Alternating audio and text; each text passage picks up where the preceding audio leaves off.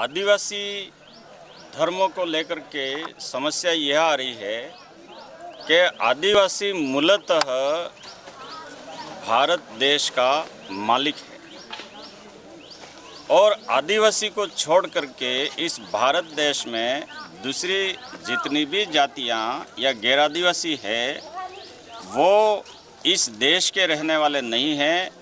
यह निर्णय supreme court ने 2011 में कैलाश बनाम महाराष्ट्र सरकार का जो फैसला है उसमें बाकायदा दिया है कि 8% आदिवासी है वही इस देश का मालिक है और रेस्ट 92% जो अन्य लोग हैं वह इमिग्रांट पब्लिक है, वह विदेशी है और आदिवासी इस देश का मालिक है और उस आदिवासी का धर्म, उस आदिवासी की विचारधारा, उस आदिवासी की संस्कृति है वह भी अलग है। ये फैसला भी सुप्रीम कोर्ट ने दिया है और आदिवासी का जो धर्म है, आदिवासी की जो संस्कृति है, आदिवासी की जो पहचान है, उस पहचान को मिटाने के लिए कई सारे राजनीतिक देश के विदेशी ताकतें हैं वो लगी हुई हैं और राजनीतिक और विदेशी ताकतें जो हैं वो आदिवासी धर्म को मिटाने पर इसलिए तुली हुई है कि आदिवासी धर्म, आदिवासी का ध्वज, आदिवासी की संस्कृति अगर जिंदा रहती है, आदिवासी की पहचान पृथक कायम रहती है तो आदिवासी हमेशा इस देश का मालिक माना जाएगा। और आदिवासी समुदाय जो है वो शुरू से प्रकृति पूजक समुदाय है। आदिवासी का ध्वज जो है वो सफ़ेद, लाल और हरे कपड़े में बनता है जिसमें सूर्य, चंद्रमा के निशान हैं और तारों के निशान। ये आदिवासी के धर्म और आध्यात्मिकता का प्रतीक है। आदिवासी समुदाय सदियों से अपने आप को इस देश का मालिक मानता आया है। इस बात के कई सारे प्रमाण हैं और आदिवासी के पास में इस देश का मालिक है ये बताने के लिए एक ही प्रमाण है, आदिवासी की प्रकृति पूजा और आदिवासी के ध्वज और आदिवासी की संस्कृति।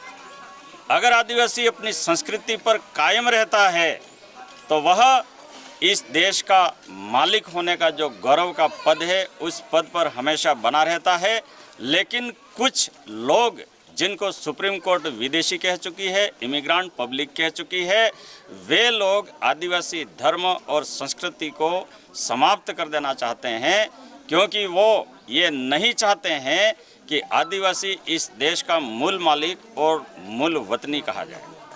मध्य भारत में आदिवासी धर्म, संस्कृति और आदिवासी के इस देश के मालिक होने का आंदोलन 1913 में गुरु गोविंद के नेतृत्व में लाखों आदिवासियों ने इस मानगढ़ पर यहाँ अपनी शहादत दे करके और फिर आदिवासी धर्म, संस्कृति, ध्वज को आबाद रखा, उसको जिंदा रखा। हम यहाँ पर मानगढ़ की इस पवित्र भूमि पे खड़े होकर के आदिवासी धर्म पर चर्चा कर रहे हैं। मानगढ़ पर जो 1507 आदिवासी भील शहीद हुए थे, उन शहीदों के हाथों में जब घटना घटी उस समय चांद सूरज वाला आदिवासी का ध्वज था।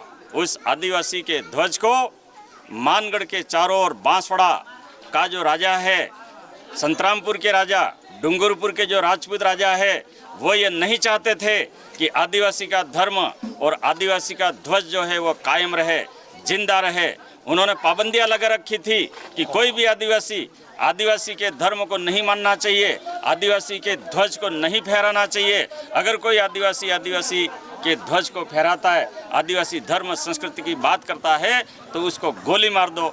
ये आदेश बांसवाड़ा, डूंगरपुर, संतरामपुर के जो राजपूत क्षत्रिय राजा हैं उन्होंने दे रखे। लेकिन उन आदेशों की परवाह किए बिना आदिवासी भील गणवीर जो हैं वो लाखों की संख्या में 1913 में मानगढ़ पर एकत्रित हुए और आदिवासी संस्कृति के अनुरूप, आदिवासी धर्म की जो विशेषताएं हैं उनके अनुरूप यहाँ पर पाठ पूजन कर रहे थे, सेवा कर रहे थे। और ऐसे क्षणों में यहाँ के जो राजा हैं उन राजाओं ने षड्यंत्र पूर्वक अंग्रेजों को ये गलत सूचना दी कि आदिवासी अंग्रेजों से लड़ने के लिए यहाँ पर एकत्रित हुआ है। वास्तव में आदिवासी जो है वो अपने धर्म की रक्षा के लिए, अपने धर्म को आबाद करने के लिए, अपने धर्म के पुनर्जागरण के लिए यहाँ पर संगठित हुआ था। और क्योंकि गैर आदिवासी लोग आदिवासी धर्म और संस्कृति को हानि पहुंचा रहे थे, उसको खत्म कर रहे थे, इसके विरुद्ध महाराष्ट्र, गुजरात, मध्य प्रदेश और दक्षिण राजस्थान का भील आदिवासी धर्म के लिए मानगढ़ पर इकट्ठा हुआ। और आदिवासी धर्म के जागरण के साथ साथ हमारे इस मानगढ़ पर हमारे जितने भी पुरखे शहीद हुए, जो लाखों की संख्या में 1913 में मानगढ़ पर सम्मेलन यहाँ पर के लिए इकट्ठे हुए थे, उन्होंने एक सपना देखा कि आदिवासी के धर्म और आदिवासी की संस्कृति को सुरक्षित रखना है, तो 4 राज्यों का यह जो आदिवासी है, उस आदिवासी को एक अलग देश और एक अलग कंट्री के रूप में संगठित होना पड़ेगा और अंग्रेजों से अलग भील कंट्री, भील देश की मांग करनी पड़ेगी। ये बात 1913 में आदिवासियों ने मानगढ़ पर उठाई थी।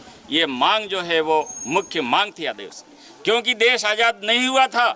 इस वजह से आदिवासियों ने उस समय अपनी संस्कृति, अपने धर्म और अपनी पूजाओं को बचाने के लिए अलग भील कंट्री की मांग की थी।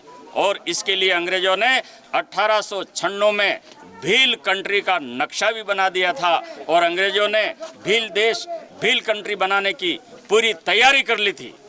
लेकिन ये बात यहाँ के राजाओं को, क्षत्रियों को, गैर आदिवासियों को अच्छी नहीं लगी और उन्होंने षड्यंत्र किए आदिवासियों को खत्म करने के, आदिवासियों को बिखेरने के। और देश की आज़ादी तक ये षड्यंत्र जो है वो जारी रहे। और मानगढ़ पर 1500 से ऊपर हमारे भील आदिवासी जो शहीद हुए, उस शहादत के बाद में आदिवासियों का आदिवासी अलग राज्य के लिए जो संगठन बना था, धर्म को बचाने के लिए जो संगठन बना था, वो संगठन बिखर गया। लेकिन आदिवासी भक्तों ने मानगढ़ पर जो हत्याकांड हुआ था, किस कारण से हुआ था, इसको भजनों के माध्यम से, वार्ताओं के माध्यम से जीवित रखा और आने वाली पीढ़ी को ये संदेश दिया कि मानगढ़ की पवित्र भूमि जो है वो एक दिन अलग भील प्रदेश बनने की गवाह बनेगी। आज हम यहाँ पर आज 10 जुलाई 2022 को हम लोग यहाँ पर जो इकट्ठे हुए हैं, तो हम यहाँ पर कोई अलग भील कंट्री, भील देश को लेकर के इकट्ठे नहीं हुए हैं। अब हम अलग कंट्री, भील देश की बात नहीं कर रहे हैं, लेकिन हमारे पूर्वज भीलों के लिए अलग राज्य चाहते थे, तो हमारा अलग राज्य बनना चाहिए। ये हमारी संवैधानिक मांग है। और इस वजह से आज 17 जुलाई 2022 को मानगढ़ पर हमने भील प्रदेश मुक्ति मोर्चा और आदिवासी परिवार ने मिल करके 4 राज्यों के आदिवासियों का भील प्रदेश संदेश यात्रा के नाम से यहाँ पर आने के लिए आह्वान किया था। और आज हमें बड़ी खुशी है, तसल्ली है कि 4 राज्यों के 1.5 लाख से ऊपर आदिवासी इस मानगढ़ की पावन धरा पर अलग भील प्रदेश राज्य की मांग के समर्थन में यहाँ पर एकत्रित हुए हैं। और आने वाले समय में हम मध्य प्रदेश, हम गुजरात, हम राजस्थान और हम महाराष्ट्र का जो आदिवासी एरिया है, उस आदिवासी एरिया में आदिवासी समाज अब तय करेगा कि हमारे विधायक कौन बनेंगे, हमारे सांसद कौन बनेंगे।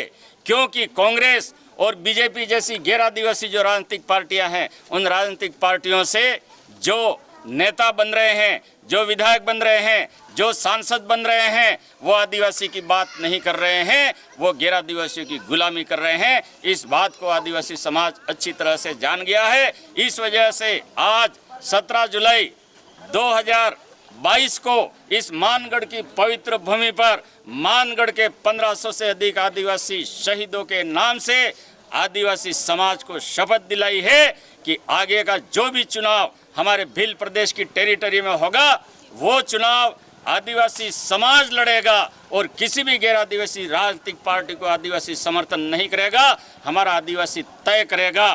कि कौन हमारा एमएलए होगा, कौन हमारा एमपी होगा, कौन हमारा सांसद होगा।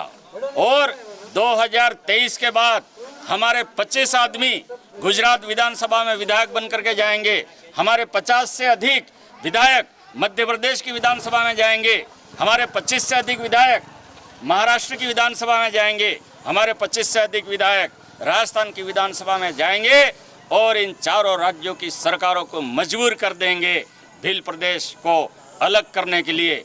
और अगर भील प्रदेश अलग नहीं होता है तो आदिवासी किसी भी गैर आदिवासी राजनीतिक पार्टी को अस्थायी रूप से मध्य प्रदेश, गुजरात, राजस्थान, महाराष्ट्र में शासन नहीं करने देगा और आदिवासी भील प्रदेश लेकर के रहेगा। जय जोहार, जय आदिवासी, जय भील प्रदेश। क्या नाम है आपका? मैं प्रोफेसर मणिलाल गरासिया बांसवाड़ा जिले का रहने वाला हूं और आदिवासी परिवार भील प्रदेश आंदोलन के साथ जुड़ा हुआ हूं। विशेष करके भील प्रदेश मुक्ति मोर्चा का जो आंदोलन है, उस आंदोलन की तैयारी पिछले 25 वर्षों से इस आदिवासी क्षेत्र में हमारे माध्यम से की जा रही है।